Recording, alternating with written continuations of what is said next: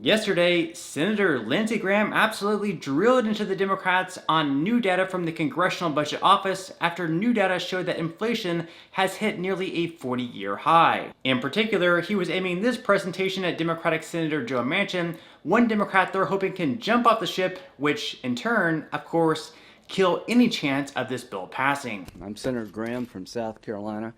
I'm the ranking member, the lead Republican on the Budget Committee, and we have some news to share with the American people about the true cost of Build Back Better. And what started this conversation was a belief by Senator Manchin and many others about the original score. The original bill was scored at $1.75 trillion in cost, and the way they got that number is they took 17 new programs that would be created by Build Back Better, and they sunsetted the programs 1 year, 2 years, 3 years. If you believe these programs go away after 1, 2, or 3 years, you shouldn't have a driver's license. Ronald Reagan said the closest thing to immortality on earth is a government program. We all know that the child tax credits are not going to go away after a year. But if I'm wrong, I'd like a letter from Senator Schumer in the Democratic conference saying they're okay with these programs terminating in 1 year or 2 years. The reason they put a sunset on the program is to lower the cost.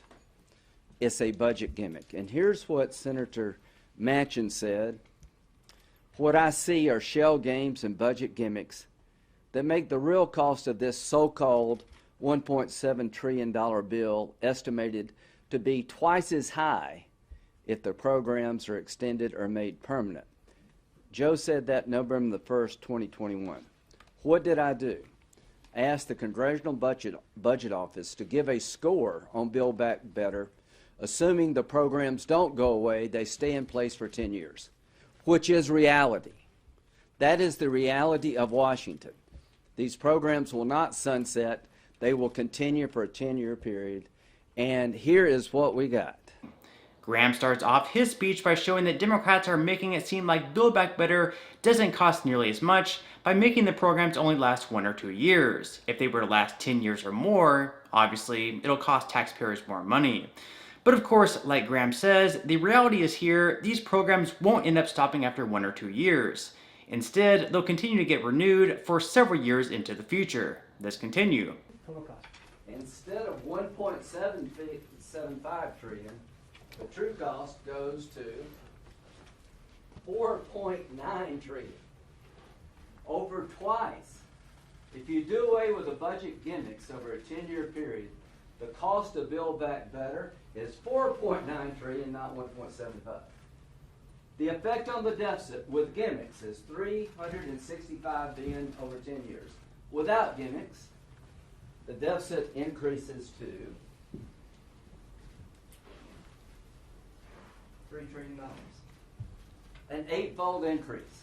Without gimmicks, the total cost of the bill will be $4.9 trillion and the deficit increase will be $3 trillion.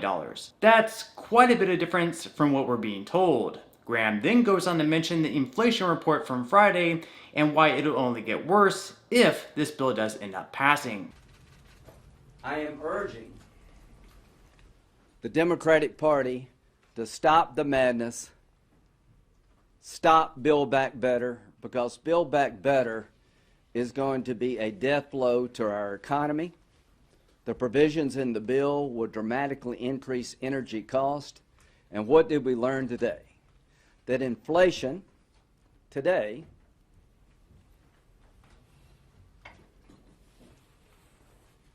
reached a 40-year high, 6.8%. Inflation is the enemy of working people in America. Build Back Better aids and abets the enemy of inflation, will drive that number up higher. There's been a 58% increase in gasoline prices because of inflation.